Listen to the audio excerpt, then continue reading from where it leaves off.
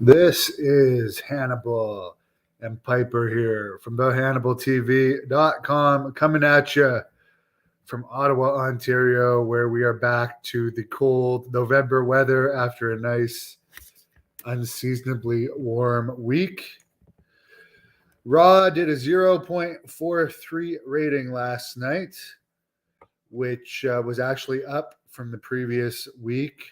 However, it was the lowest Raw crowd of the year, with only 4,600 tickets out for the event.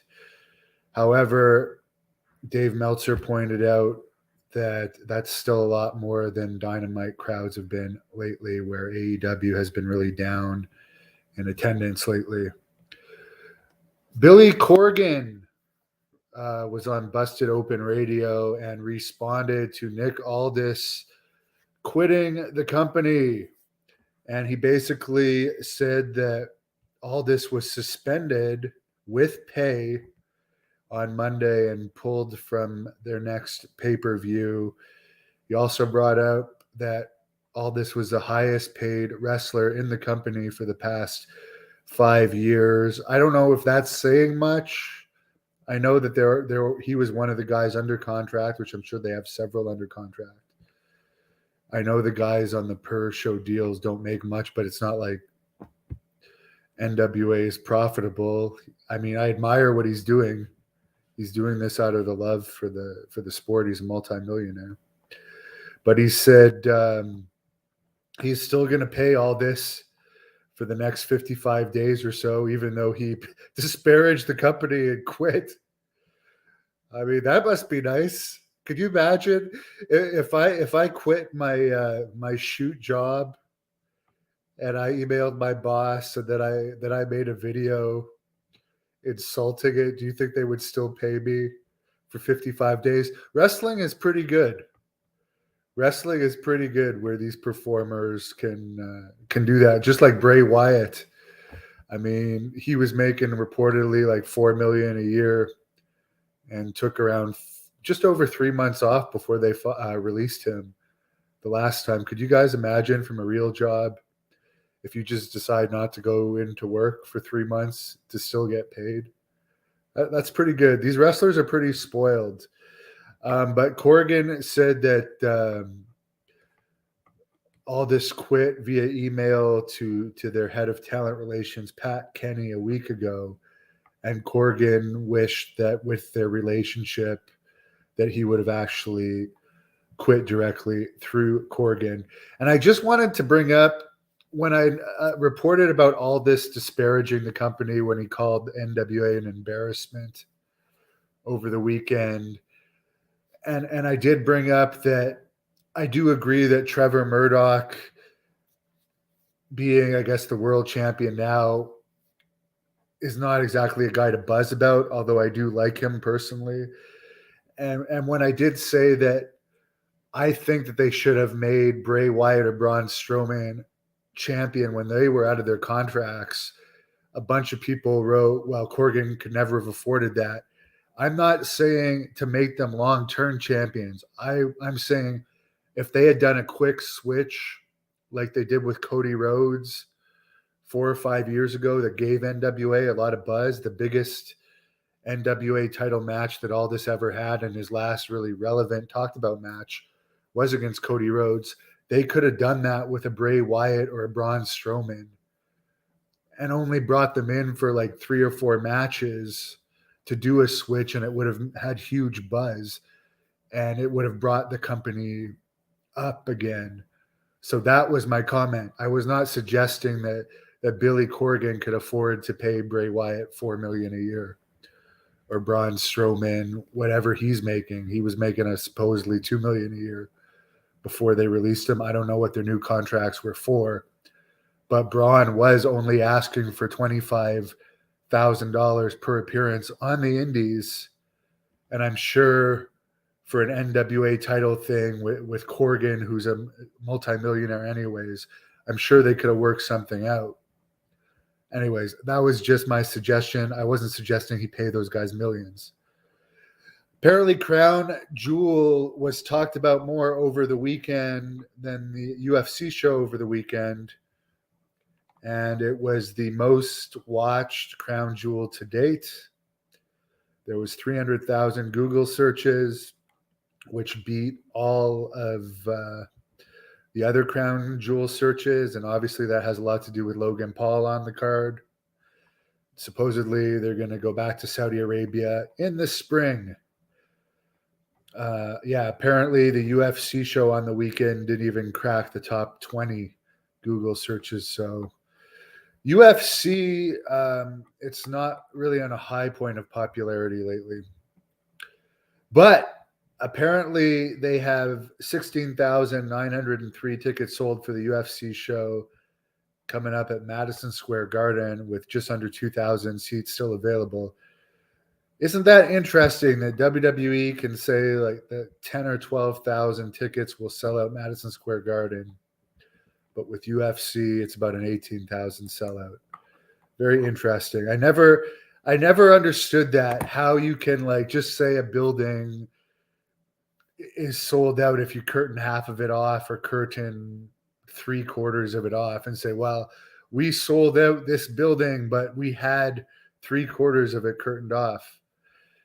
I know it sounds good, but I don't think that's a real sellout. If you have a ton of the building curtain off and you're saying it's a sellout. Malik, what do I think of Mia Yim returning to WWE? God bless her, but never seen her. I know the name. Tom, I'm working out today, and I'm not doing chest. I haven't decided yet if I'm going to do legs or shoulders and traps, but I'm actually going to go to the gym probably around 7 tonight. Aldis can't be making more than a corn chips. I think that Billy Corgan is, since he was a big mark for Nick Aldis, was probably overpaying him. I do think that like if Tony Khan is signing Mike Bennett and Matt Tavern, and WWE is signing like Tenali Dashwood, like people that aren't really relevant, but just signing them, I think Nick Aldis will get signed. But I don't think any of these companies, I'd be shocked if Aldis is a main eventer in any of these companies. Keep in mind, Aldis recently headlined a big show that Bret Hart put on at the Victoria Pavilion in Calgary. And that Victoria Pavilion, the historic Victoria Pavilion, holds 1,800 people, and they didn't even have 400 there, according to reports. So he's not actually a draw. DJ Dark says Corgan is playing with cheap knockoff action figures, and he just only one where split.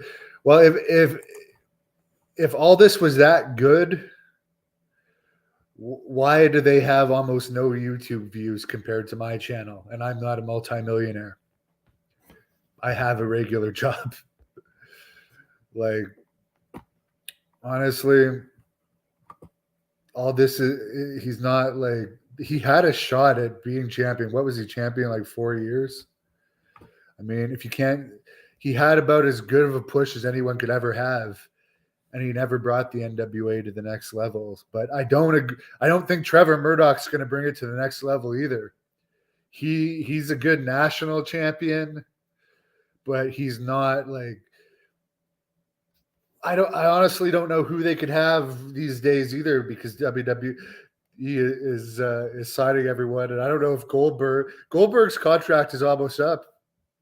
I don't know if Billy Corgan can afford what Goldberg makes, which is probably like $1 million a match, but Goldberg would give them some buzz. But I don't know really, since everyone's being signed lately, I don't know what free agents there is that could possibly actually be a good champion that would bring NWA to the next level these days.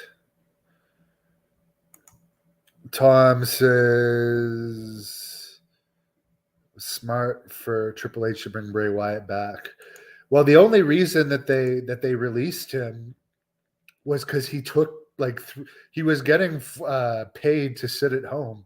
He was having personal issues and he didn't want to come into work apparently. And like he's making $4 million a year, so you sit at home for 3 months. They're paying him $1 million to sit at home. So they released him from his contract, and then they brought him back when he was ready to wrestle again. Like they're good business people. I don't know why Billy Corgan would still want to pay Nick Aldis for the rest of his 55 days of his contract after he dissed Billy Corgan. I guess Billy Corgan is just a really good guy. I have nothing. I actually like the Smashing Pumpkins. And just because I don't necessarily like the product of NWA, I do admire his passion and like that he's doing what he likes to do and trying to bring the old school back. But I have nothing against him. Can Billy take bumps, chair shots to the head? I don't know which Billy you mean. Douglas, do I think all the behind the scenes stuff is killing the business? There's always been all this behind the scenes stuff. It's just more public now because of the internet. There's always behind the scenes politics and stuff. And actually, in NWA's case, this is the most publicity NWA's had since I can remember. Since I guess, remember when they brought in Ric Flair, when they made Murdoch the champion, I think Ric Flair raised his hand in St. Louis. I think that's the last bit of time that NWA actually got people talking about it. So I don't think this is a bad thing for NWA. People are talking about NWA. It's better for people to talk about the company than not talk about it. And even if Nick Aldis is bashing it, people are going to search NWA up and see, is it really that bad? So it'll give it a buzz, and it could all be an angle. Are they smart enough to make this an angle? Maybe it is an angle. Who knows? This guy cannot stand Billy Corgan. I've never met him. I'd like to interview him, actually. Tom, they need to develop new and younger wrestlers. I just don't think the personalities are out there anymore, guys, to get into wrestling. I hope it happens, but I don't see like any like real interesting new personalities coming up. Kenneth, is this the same guy who beats up older wrestlers in the locker rooms? Yes, I beat up old wrestlers in locker rooms. You got it. And I give them all good paydays. And you know what? I actually have 210 million views on this channel and almost 450,000 subscribers. And on our The Hannibal TV Facebook page, about 66,000 people that follow that and watch videos. So, I mean, for a regular person with a high school education that never worked in WWE full time, let alone been on TV for decades, I think I'm doing pretty good for being self-made with my assistant Piper down here. John, I don't think anyone actually paid Braun for that, because unless you're Billy Corgan with the NWA and a multi-millionaire, that could for him 25,000 is nothing. But from the indie shows I saw Braun on, there was only like 200 people in the crowd. So, and I think that was his own company. The Choose Your Narrative or whatever that didn't last. Because it didn't. Surprise, surprise, he found out there's no money on the indies. But unless you're a company like Billy, it wouldn't be financially profitable to use Braun, unless you had a really strong YouTube channel like me, where maybe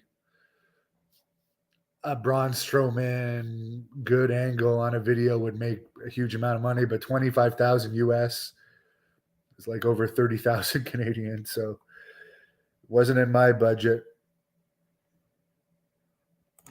What happened with Austin Theory yesterday was an embarrassment. I didn't see it.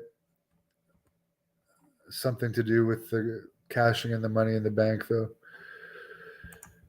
Tom, the crown jewel was on the WWE network. It wasn't on TV, so there's no ratings.